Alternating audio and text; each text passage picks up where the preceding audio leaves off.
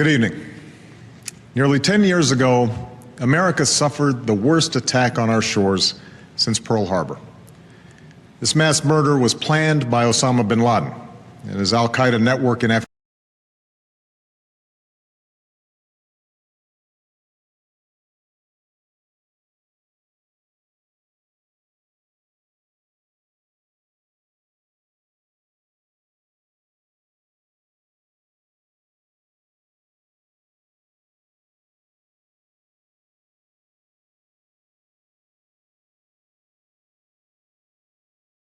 Laden and his al-Qaeda network in Afghanistan, and signaled a new threat to our security, one in which the targets were no longer soldiers on a battlefield.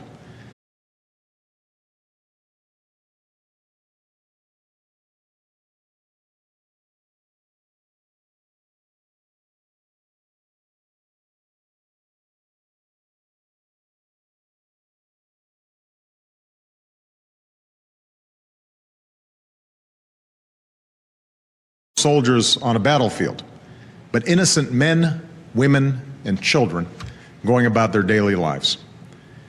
In the days that followed, our nation was united as we struck at al-Qaeda and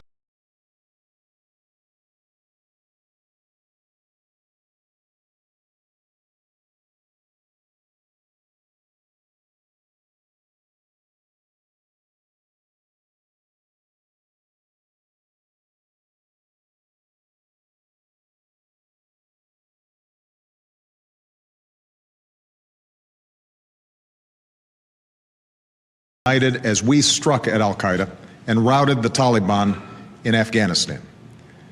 Then our focus shifted. A second war was launched in Iraq, and we spent enormous blood and treasure to support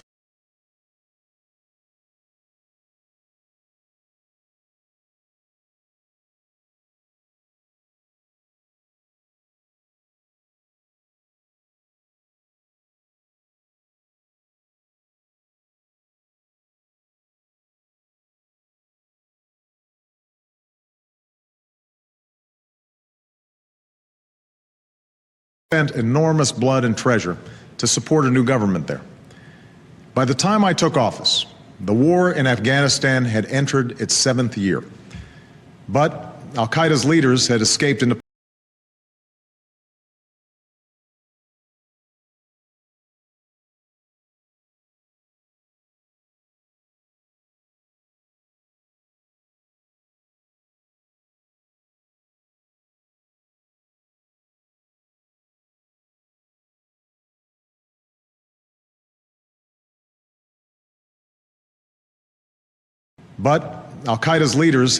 into Pakistan and were plotting new attacks, while the Taliban had regrouped and gone on the offensive.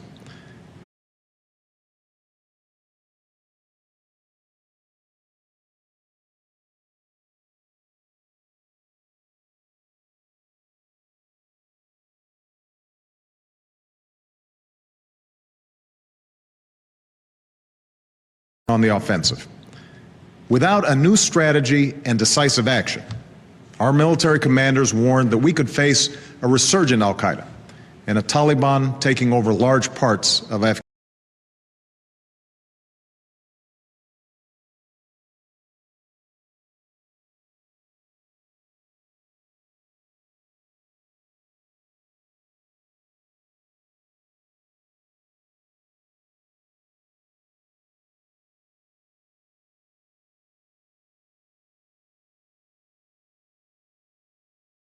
And a Taliban taking over large parts of Afghanistan.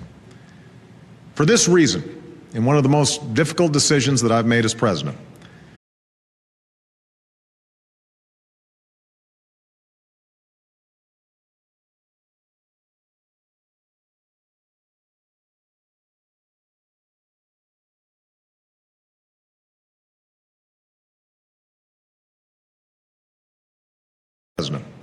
I ordered an additional 30,000 American troops into Afghanistan.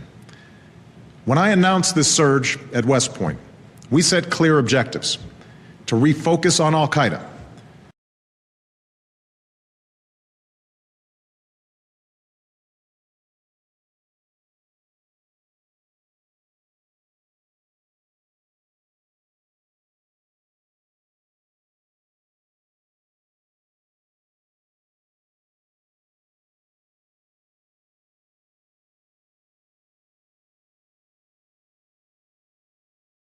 to refocus on al-Qaeda, to reverse the Taliban's momentum, and train Afghan security forces to defend their own country.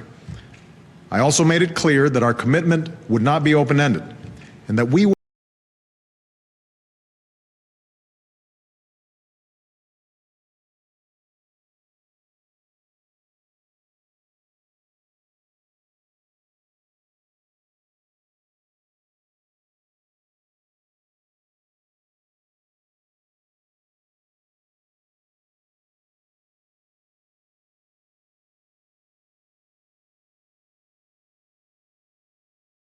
would not be open-ended, and that we would begin to draw down our forces this July.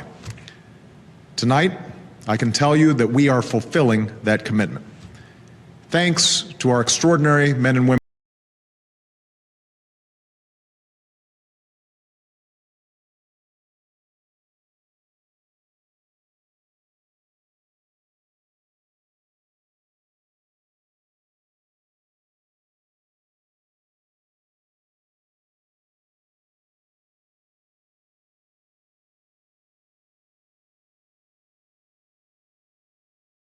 Thanks to our extraordinary men and women in uniform, our civilian personnel, and our many coalition partners, we are meeting our goals. As a result, starting next month, we will be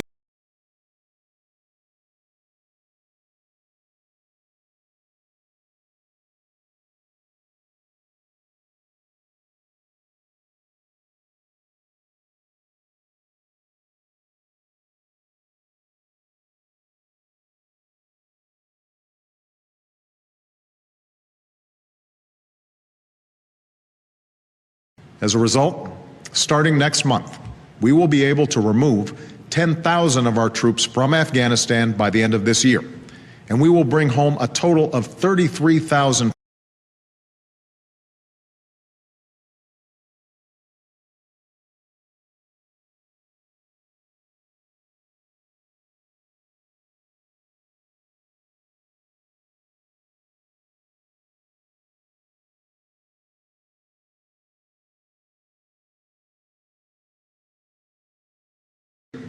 And we will bring home a total of 33,000 troops by next summer, fully recovering the surge I announced at West Point. After this initial reduction, our troops will continue coming home at a steady pace.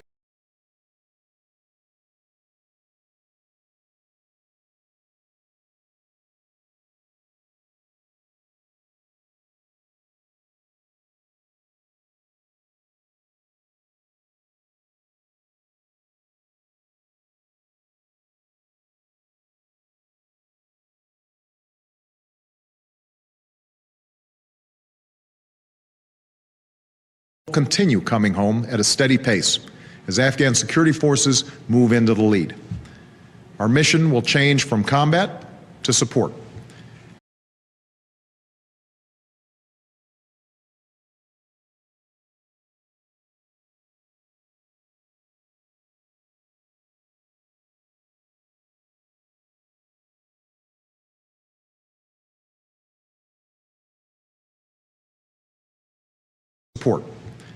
By 2014, this process of transition will be complete, and the Afghan people will be responsible for their own security.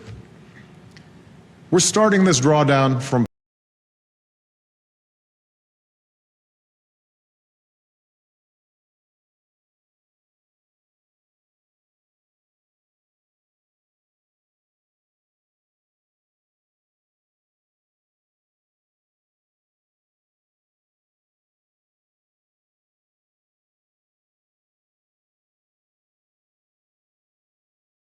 We're starting this drawdown from a position of strength.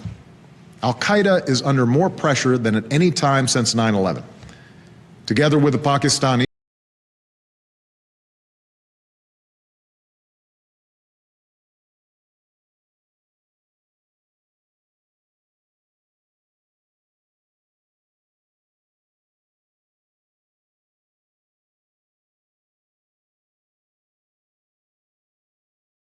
taken out more than half of al-Qaeda's leadership. And thanks to our intelligence professionals and special forces, we killed Osama bin Laden. the only leader that al-Qaeda had ever known.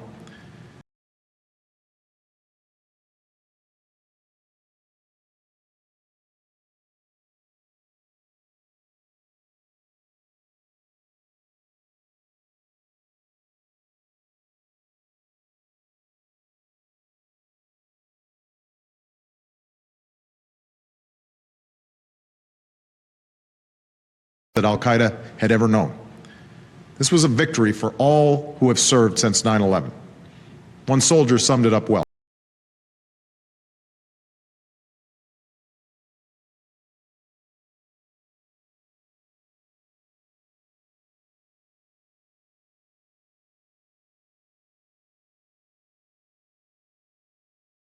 You will be held accountable no matter how long it takes. The information that we recovered from bin Laden's compound shows al-Qaeda under enormous strain.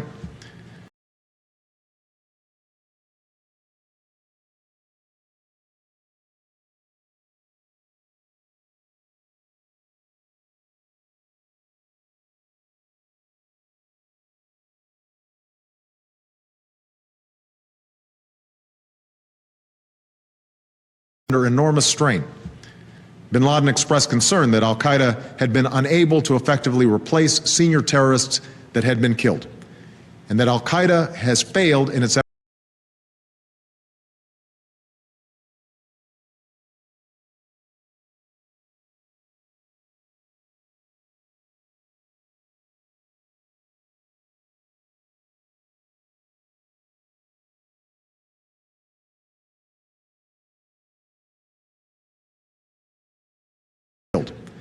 and that al-Qaeda has failed in its effort to portray America as a nation at war with Islam, thereby draining more widespread support.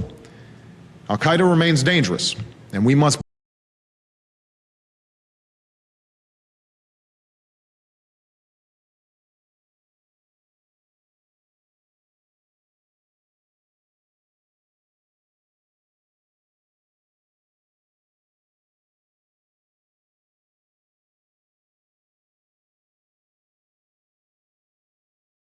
Al-Qaeda remains dangerous, and we must be vigilant against attacks. But we have put al-Qaeda on a path to defeat, and we will not relent until the job is done.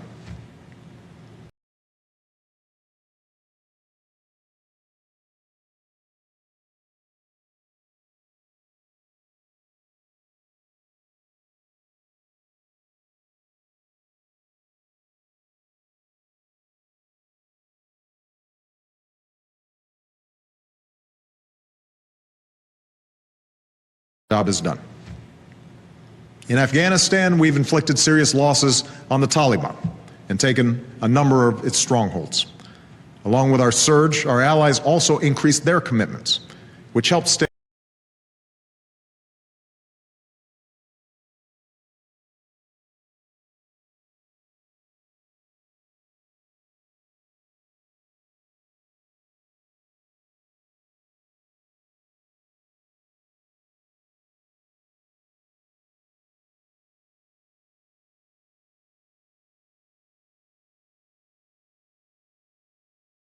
increased their commitments, which helped stabilize more of the country.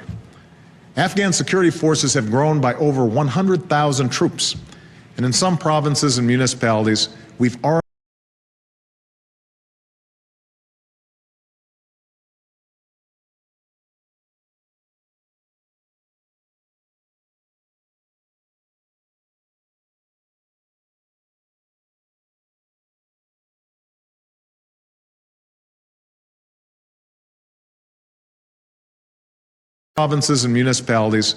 already begun to transition responsibility for security to the Afghan people. In the face of violence and intimidation, Afghans are fighting and dying for their country.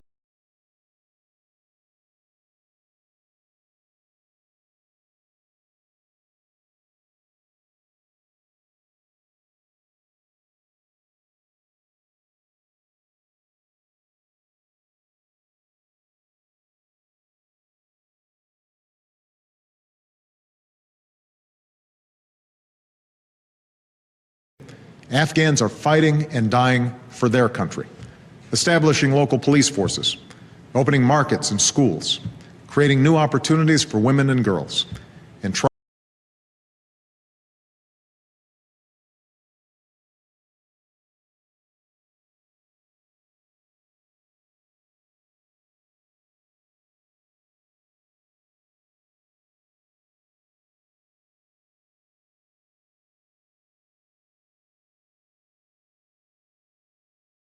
opportunities for women and girls, and trying to turn the page on decades of war. Of course, huge challenges remain. This is the beginning, but not the end of our effort.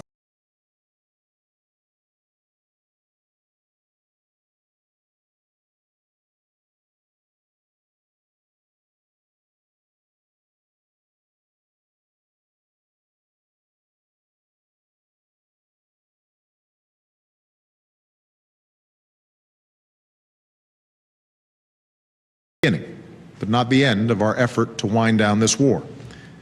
We'll have to do the hard work of keeping the gains that we've made while we draw down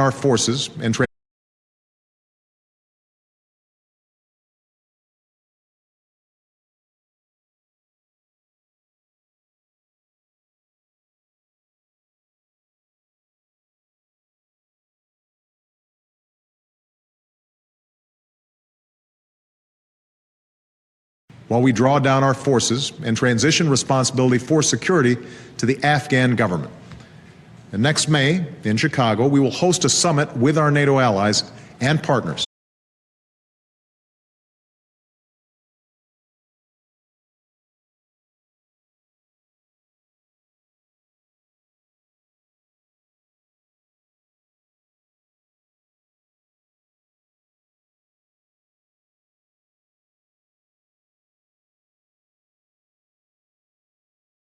With our NATO allies and partners to shape the next phase of this transition.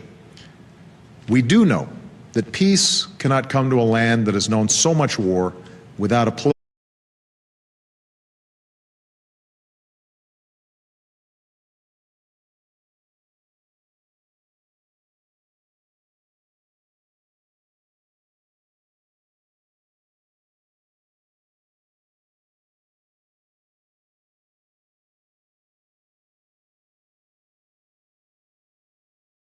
land that has known so much war without a political settlement. So as we strengthen the Afghan government and security forces, America will join initiatives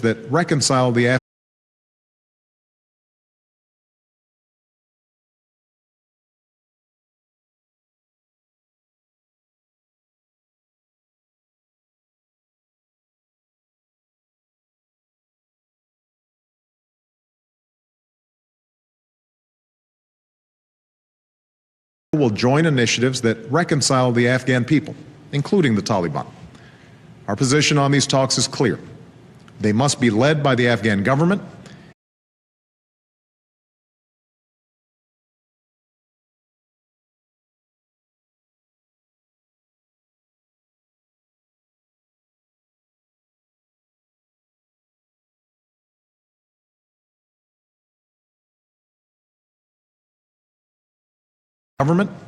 and those who want to be a part of a peaceful Afghanistan must break from al-Qaeda, abandon violence, and abide by the Afghan Constitution.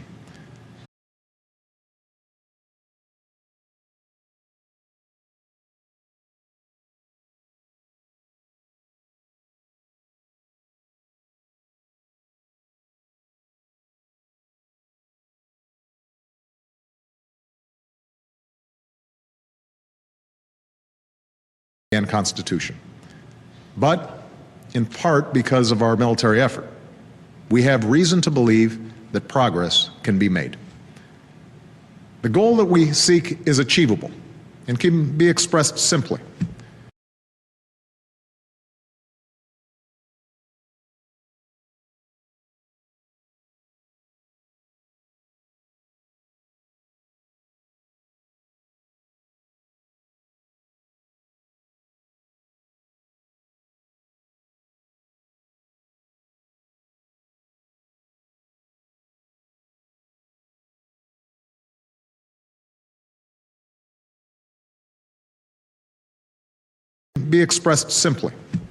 No safe haven from which al-Qaeda or its affiliates can launch attacks against our homeland or our allies. We won't try to make Afghanistan a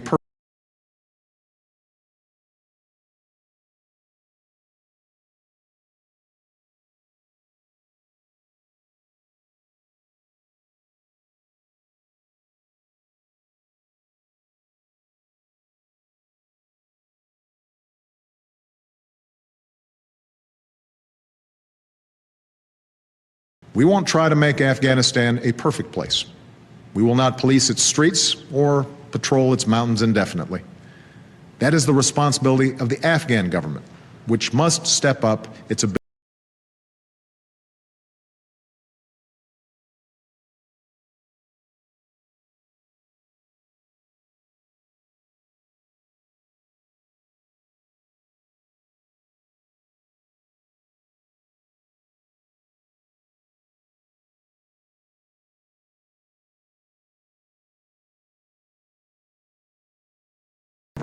which must step up its ability to protect its people and move from an economy shaped by war to one that can sustain a lasting peace.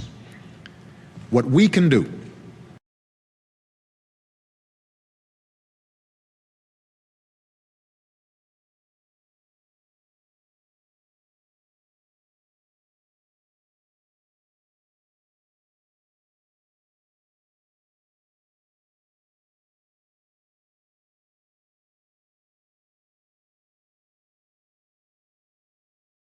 What we can do and will do is build a partnership with the Afghan people that endures, one that ensures that we will be able to continue targeting terrorists and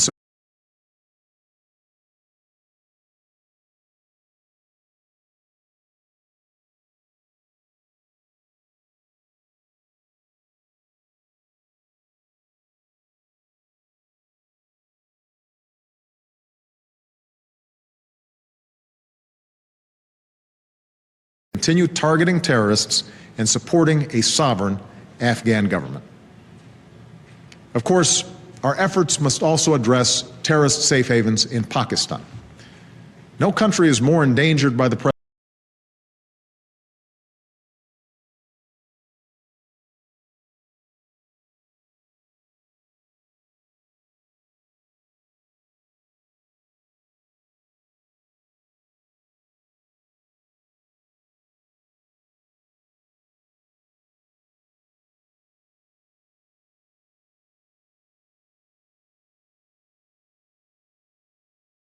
No country is more endangered by the presence of violent extremists, which is why we will continue to press Pakistan to expand its participation in securing a more peaceful future for this war-torn region.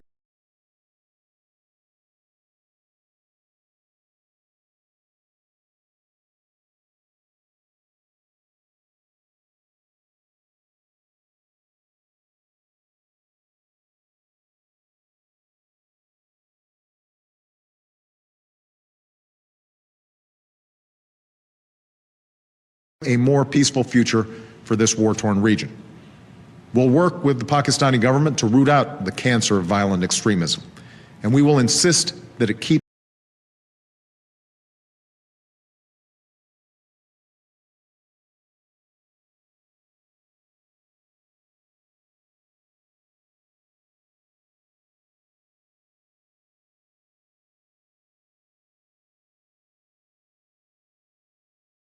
extremism, and we will insist that it keeps its commitments. For there should be no doubt that so long as I am president, the United States will never tolerate a safe haven for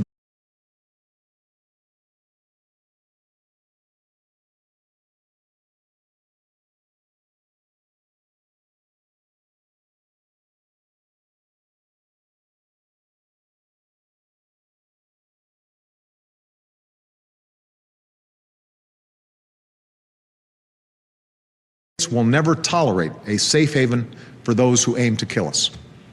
They cannot elude us, nor escape the justice they deserve.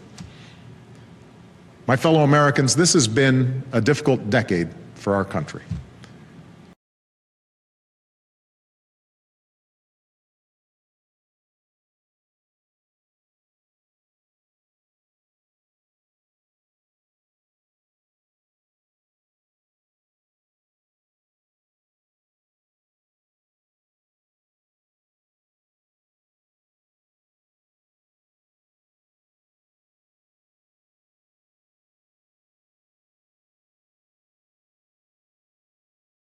difficult decade for our country.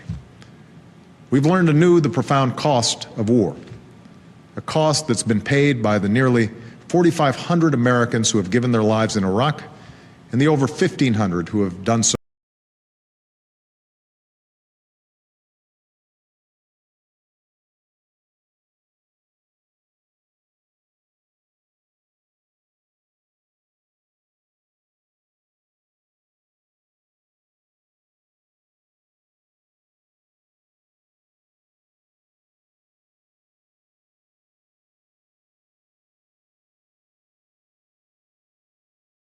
Iraq, and the over 1,500 who have done so in Afghanistan. Men and women who will not live to enjoy the freedom that they defended. Thousands more have been wounded.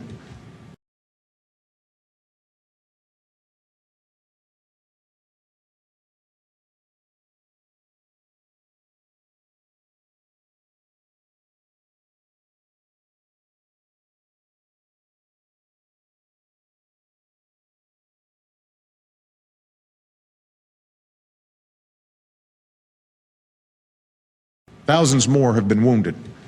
Some have lost limbs on the battlefield, and others still battle the demons that have followed them home. Yet tonight, we take comfort in knowing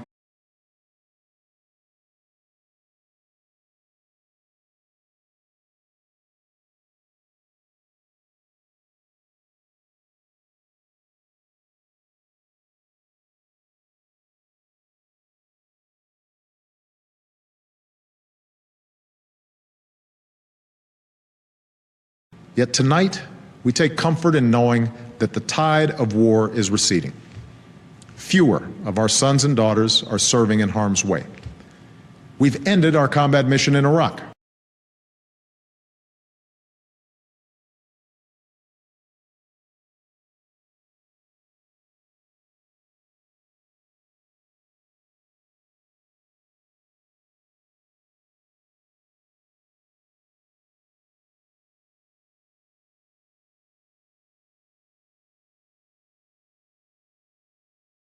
We've ended our combat mission in Iraq, with 100,000 American troops already out of that country.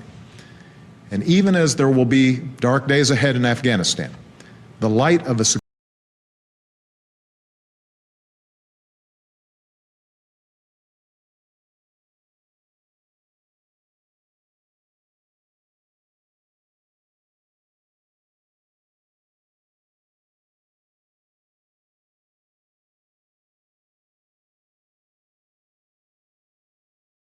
in Afghanistan.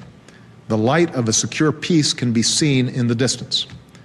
These long wars will come to a responsible end. As they do, we must learn their lessons.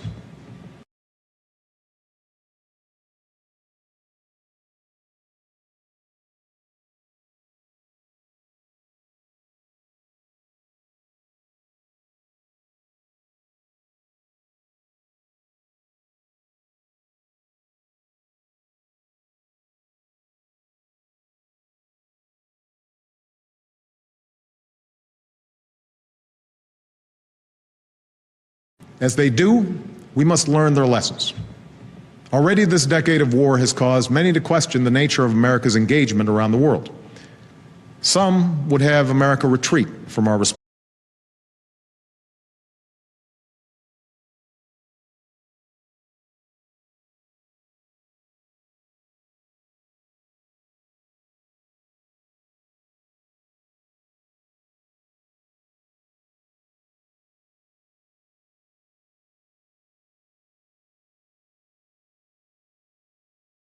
Some would have America retreat from our responsibility as an anchor of global security and embrace an isolation that ignores the very real threats that we face.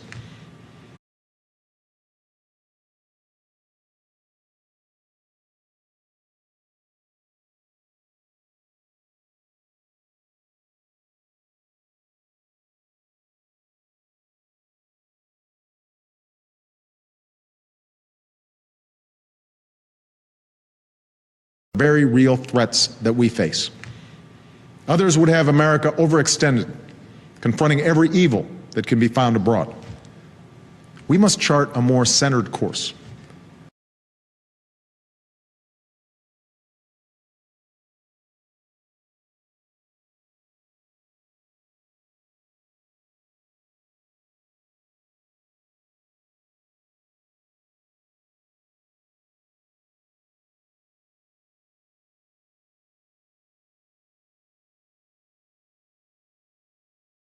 We must chart a more centered course.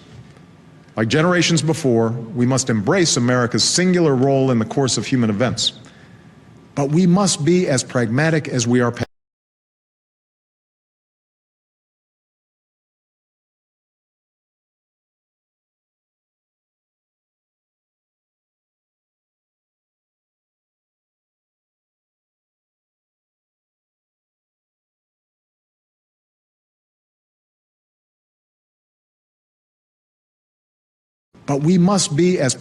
as we are passionate, as strategic as we are resolute. When threatened, we must respond with force. But when that force can be targeted, we need not deploy large armies.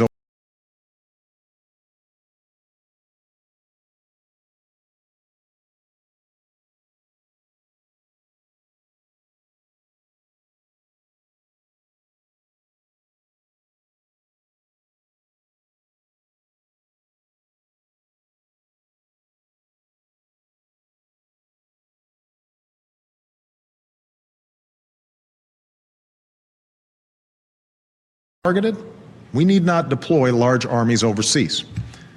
When innocents are being slaughtered and global security endangered, we don't have to choose between standing idly by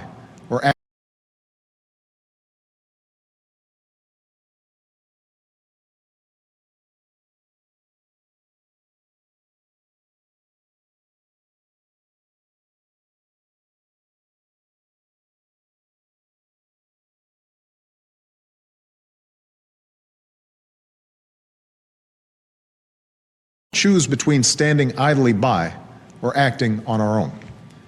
Instead, we must rally international action, which we're doing in Libya, where we do not have a single soldier on the ground.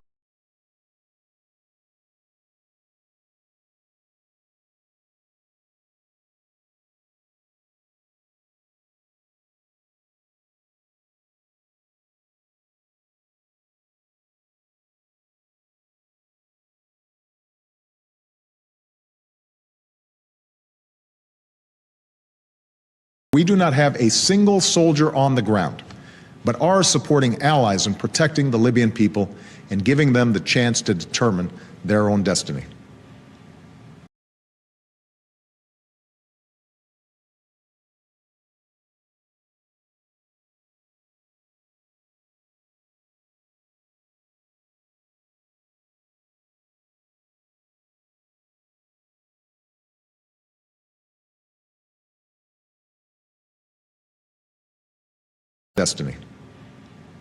In all that we do, we must remember that what sets America apart is not solely our power. It is the principles upon which our union was founded.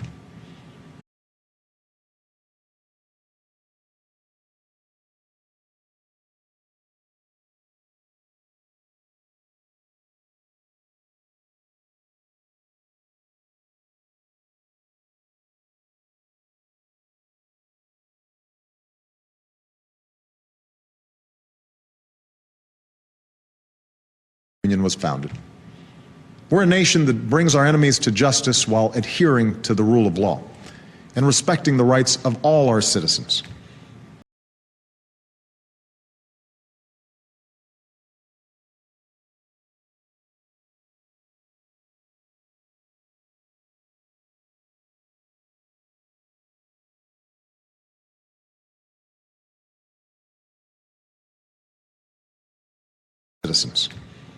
We protect our own freedom and prosperity by extending it to others. We stand not for empire, but for self-determination. That is why we have a stake in the democracy.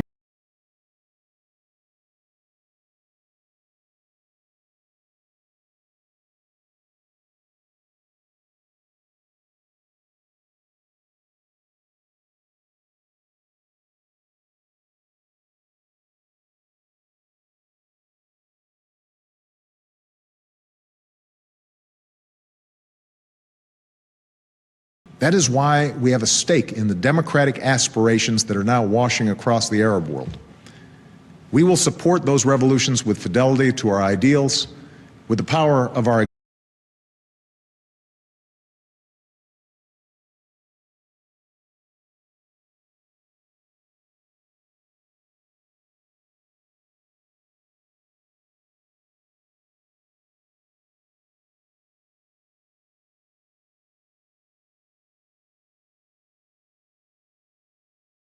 fidelity to our ideals, with the power of our example, and with an unwavering belief that all human beings deserve to live with freedom and dignity.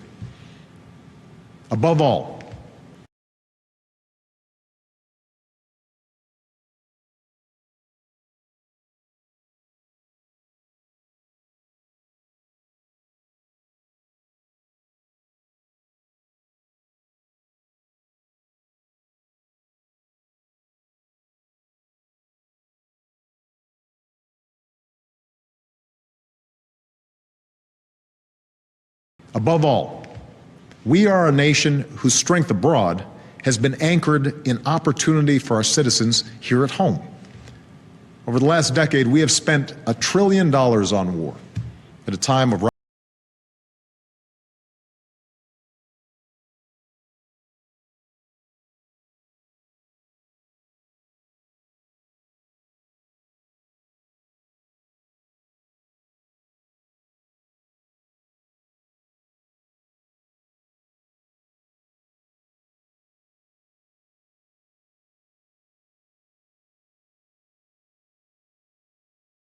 trillion on war at a time of rising debt and hard economic times. Now we must invest in America's greatest resource, our people. We must unleash innovation that creates new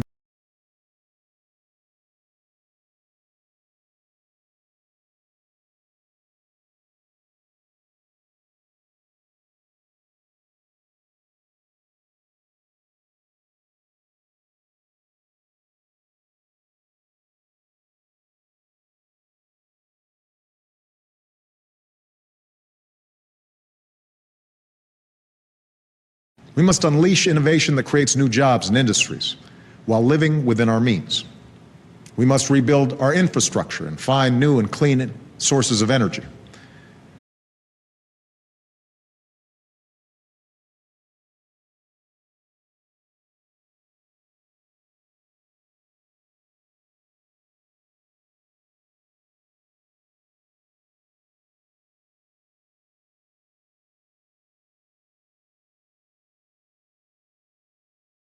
Find new and clean sources of energy. And most of all, after a decade of passionate debate, we must recapture the common purpose that we shared at the beginning of this time of war.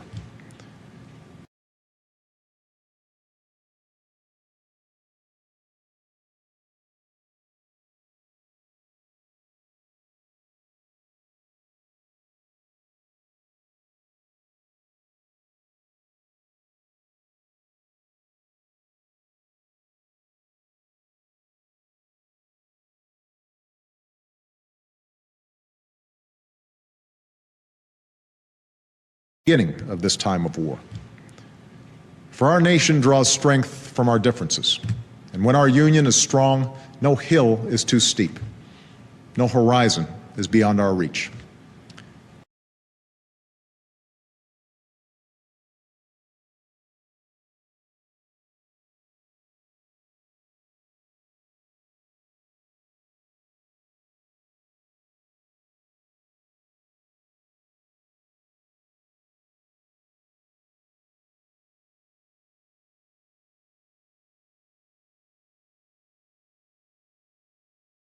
No horizon is beyond our reach.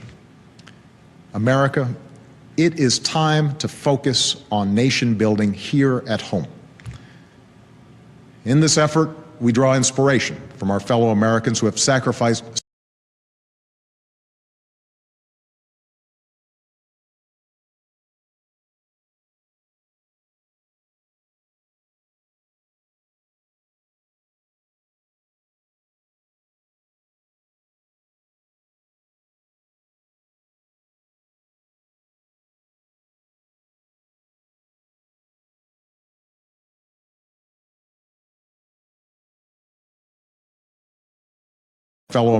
have sacrificed so much on our behalf. To our troops, our veterans, and their families, I speak for all Americans when I say that we will keep our sacred trust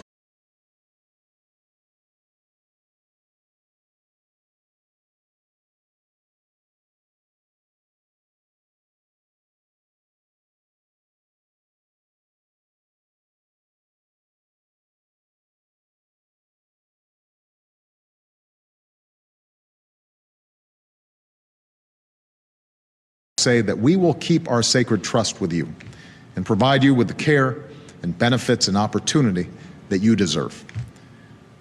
I met some of these patriotic Americans.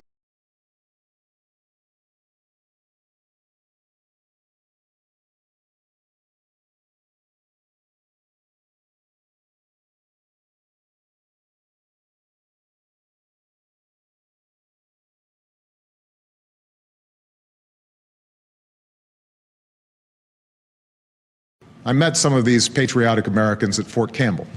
A while back, I spoke to the 101st Airborne that has fought to turn the tide in Afghanistan, and to the team that took out Osama bin Laden.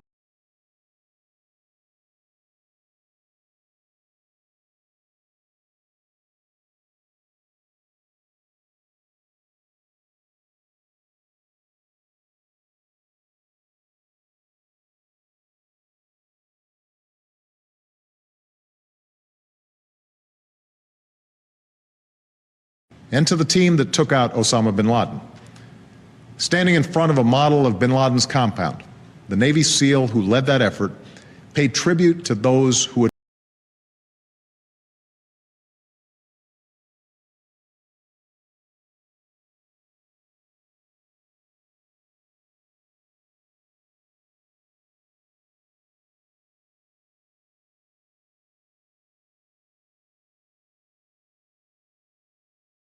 that effort, paid tribute to those who had been lost.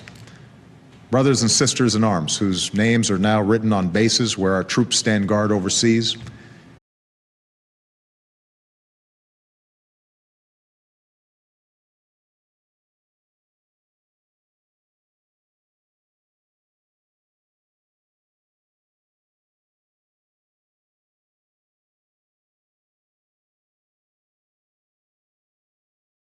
Troops stand guard overseas, and on headstones in quiet corners of our country where their memory will never be forgotten.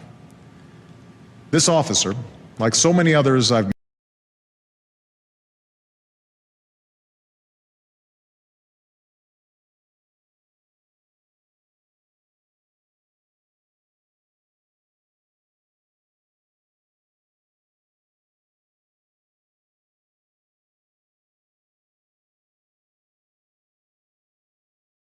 This officer, like so many others I've met on bases in Baghdad and Bagram, and at Walter Reed and Bethesda Naval Hospital, spoke with humility about how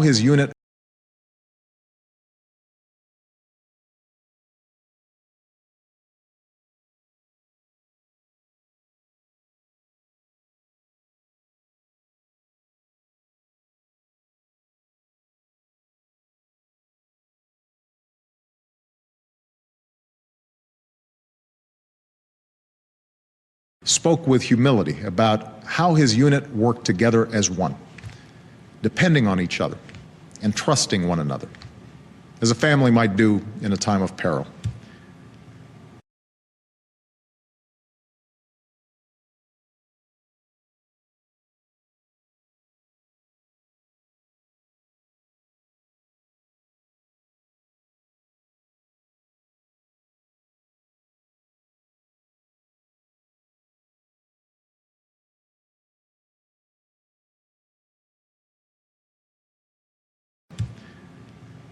That's a lesson worth remembering, that we are all a part of one American family. Though we have known disagreement and division,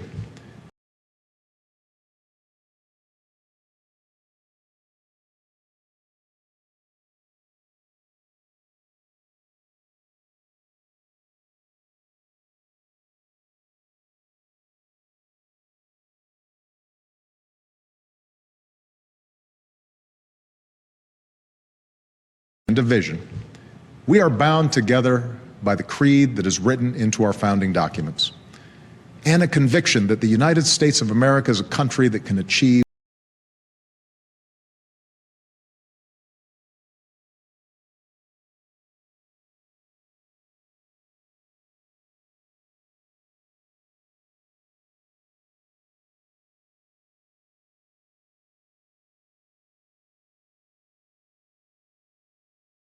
of America is a country that can achieve whatever it sets out to accomplish.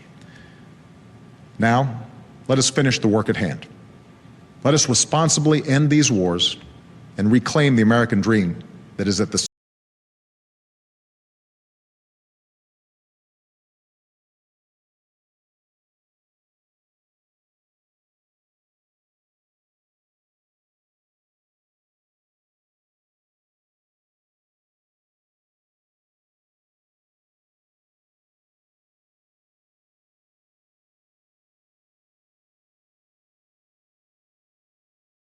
claim the American dream that is at the center of our story. With confidence in our cause, with faith in our fellow citizens, and with hope in our hearts,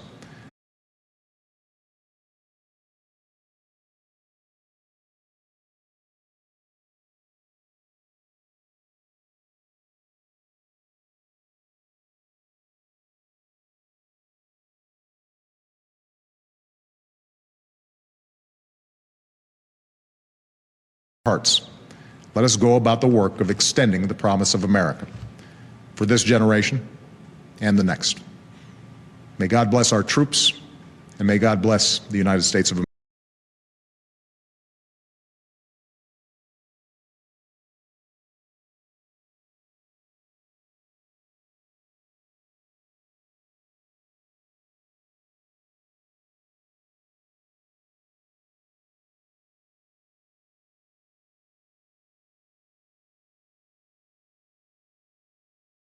And may God bless the United States of America.